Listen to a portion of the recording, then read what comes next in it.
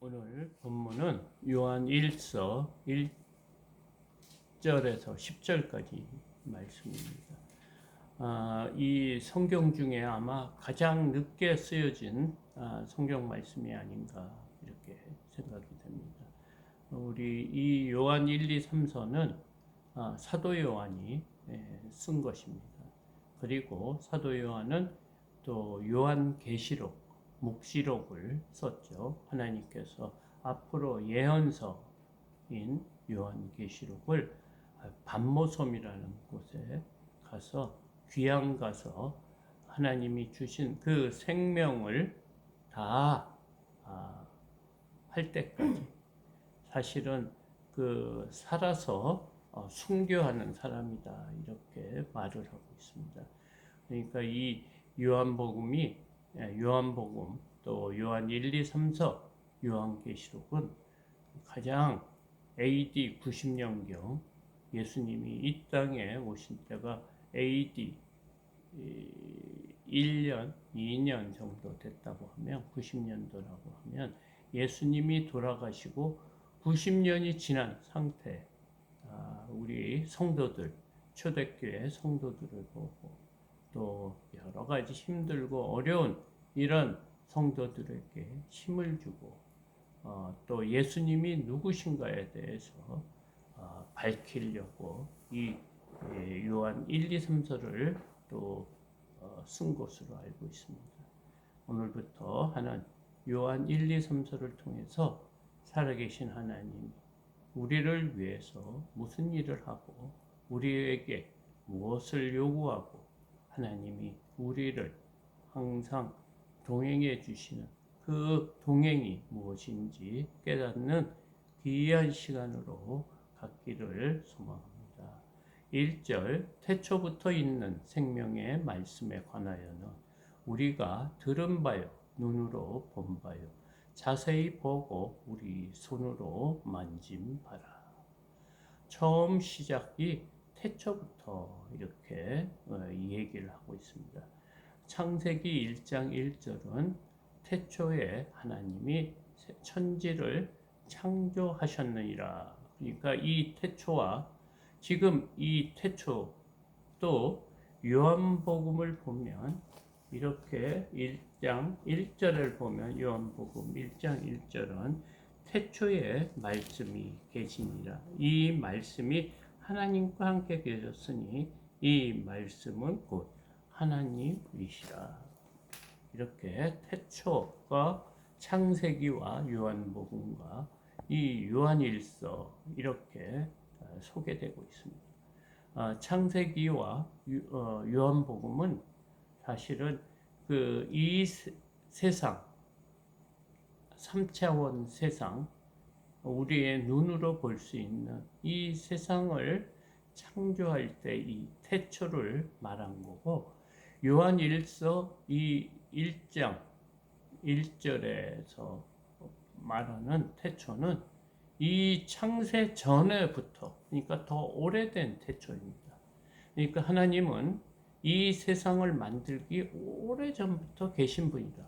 태초부터에 있는 계시는 생명의 말씀에 관하여는 예수님은 말씀이라고 그랬어요. 말씀이 하나님과 함께 있어서 이 말씀이 하나님과 함께 계셨으니 이 말씀은 곧 하나님이시다. 이렇게 요한복음에서는 설명하고 있는데 이 태초부터 있는 생명의 그러니까 시작과 끝이 없는 영원의 세계 우리가 알 수 없는 그런 세계입니다. 그러니까 우리가 오래 사는 게 영원토록 사는 것이라고 이해할 수밖에 없는데 하나님의 세계는 우리가 다른 세계예요. 우리가 살고 있는 이 3차원의 세월이 흐르는 그런 시간대가 아니고 아주 근원부터 그러니까 하나님이 처음과 끝이 없는 그런 분이시라는 거예요. 태초부터 있는 생명의 말씀에 관하여는 생명의 말씀 우리에게 생명을 주신 그 말씀 그리스도 예수 그리스도에 대하여 이렇게 말하고자 하는 것은 우리가 들은 바요 눈으로 본 바요 자세히 보고 우리의 손으로 만진 바라.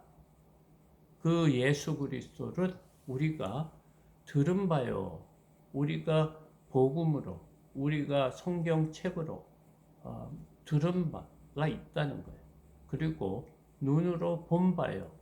눈으로 본 바라는 것은 그 예수 그리스도를 만난 사람이겠죠. 본 사람. 그러니까 예수님의 12제자. 그죠? 눈으로 본 바요. 자세히 보고 우리의 손으로 만진 바라. 그분을 아주 자세히 보고 함께 지내며 우리가 손으로 만질 정도로 아는 분이다. 자신이 예수 그리스도의 제자였다. 이런 말씀입니다. 그러니까 태초부터 있는 생명의 말씀 되시는 분이 이 땅에 성육신에서 오셔서 우리가 그 복음에 대한 그런 내용을 들은 것이고 또 몇몇 성도들 또 그 예수님이 살아계실 때 그때 사람들은 그분을 본바고 3년 6개월 동안 제자들은 함께 동고동락한 그런 분이다. 2절 이 생명이 나타나신 바 된지라 이 영원한 생명을 우리가 보았고 증언하여 너희에게 전하노니 이는 아버지와 함께 계시다가 우리에게 나타나신 바 된 이시니라. 이 생명이 어떤 분이냐면 나타나셨다는 거예요. 우리 피조물에 우리 이 세상 이 3차원의 이 세상에 영원한 태초부터 있던 그런 영원한 생명이 이 땅에 오셔서 이 생명을 우리가 보았고 그거에 대하여 우리가 증언하여 너희에게 전하노니 이는 아버지와 함께 계시다가 우리에게 나타나신 바 된 이시라. 그분은 하나님과 함께 계시다가 이 땅에 나타나서 우리에게 알려져 나타나신 분이다. 이렇게. 3절 우리가 보고 들은 바를 너희에게 전함은 너희로 우리와 사귐이 있게 하려니니 우리의 사귐은 아버지와 그의 아들 예수 그리스도와 더불어 누립니다. 이렇게 나타나신 것은 이유는 우리가 보고 들은 바를 너희에게 전해. 우리가 너희에게 복음을 전하는 이유는 우리와 사귐이 있게 하는데 이런 우리의 사귐은 우리가 너희와 사귀고 교제하고 이렇게 함께 알 수 있게 귀한 복음을 전하는 이유는 아버지와 그의 아들 예수 그리스도를 더불어 누립니다. 너희들이 하나님의 복음을 듣고 우리 이 말씀을 전하게 되는 이유는 그냥 지식으로 그런 분이 있다 갔다 그런 것이 아니고 하나님 아버지와 예수 그리스도를 더불어 누릴 수 있는 그런 목적으로 하나님께서는 이 땅에 오시고 우리에게 드러나시고 알려주신 것이다. 하나님이 우리를 창조하신 다음에 오시지 않았다고 그러면 우리가 정확하게 알 수가 없죠. 그 엄청난 차이가 있는 창조주와 피조물의 관계이기 때문에 우리의 지혜로는 우리가 눈으로 본 것, 귀로 들은 것밖에 모르는데 그분이 이 세상에 오셨다는 거예요. 그리고 우리와 더불어 함께 그런 복음을 이런 하나님의 그 영광을 함께 누리기 위한 것이다. 4절 우리가 이것을 쓰면 우리의 기쁨이 충만하게 하려 합니다. 이것의 복음을 이 요한계시록, 요한 1, 2, 3서 요한복음을 쓴 이유는 우리에게 앞으로 하나님이 계시고 함께 동행하고 누림으로 우리가 영원한 생명을 갖는 그 복음을 알므로 깨달음으로 기쁨이 충만하게 하려 합니다. 이 기쁨은 세상이 주는 기쁨이 아니고 전능하신 하나님을 알고 그 복음을 받아들임으로 깨닫는 주어진 기쁨입니다. 5절 우리가 그에게서 듣고 너희에게 전하는 소식은 이것이니 곧 하나님은 빛이시라 그에게는 어둠이 조금도 없으시다는 것입니다. 우리가 맨 처음에 전하는 것은 하나님의 그 영원한 생명의 말씀이 이 성육신에서 이 땅에 오셨는데 우리가 너희에게 전하는 이 소식은 무엇이냐 하면 곧 하나님은 빛이시라. 어두움이 없다는 거예요. 이 어두움이라는 것은 죄를 말하는 거거든요. 이 죄가 없으신 빛이시다. 그에게는 어둠이 조금도 없으시다는 것이다. 이 악과 죄악, 부족한 거, 이런 것이 조금도 없으신 분이라는 거예요. 그러니까 우리는 이 세상은 태양이 있어서 빛이 비치시는 거예요. 그러면 그 천국은 이런 태양계 이런 것이 없어도 밝다는 거예요. 그림자가 없고 회전하는 그림자가 없듯이다. 그래서 이 하나님은 조금도 어두움이 없으신 분인데 만일 우리가 하나님과 사귐이 있다 하고 어두움에 행하면 거짓말을 하고 진리를 행하지 아니함을 이거니와. 그런데 우리가 하나님의 백성이고 하나님과 매일 교제를 한다고 하면서 우리에게 어둠 속에 있는 그런 악한 일을 행한다면 우리가 거짓말을 하고 진리를 행하지 아니하는 것이다. 이렇게 말하고 있습니다. 왜냐하면 우리가 하나님과 동행하는 교제하는 그런 삶을 살고 있기 때문입니다.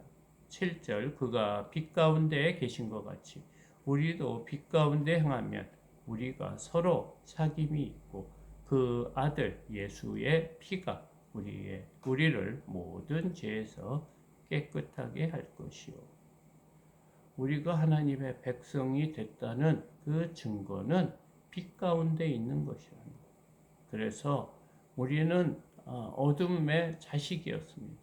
하나님을 모르고 이 세상에 주는 이런 그런 풍류에 속해 있었는데 하나님께서 특별히 우리를 하나님의 백성으로 구원해서 빛 가운데 있게 만들었는데 그 빛으로 살 수 있는 하나님의 역할이 무엇이냐? 예수 그리스도의 피가 우리를 위해 죄의 그 싹을 치른 그 피의 대가로 우리가 모든 죄에서 깨끗함을 받은 사람이다. 하나님께서 우리가 죄가 없는 빛처럼 생각하신다. 의로운 백성이다. 이렇게 여긴다고 하는 것입니다. 8절 만일 우리가 죄가 없다고 말하면 스스로 속이고 또 진리가 속에 있지 아니할 것이요.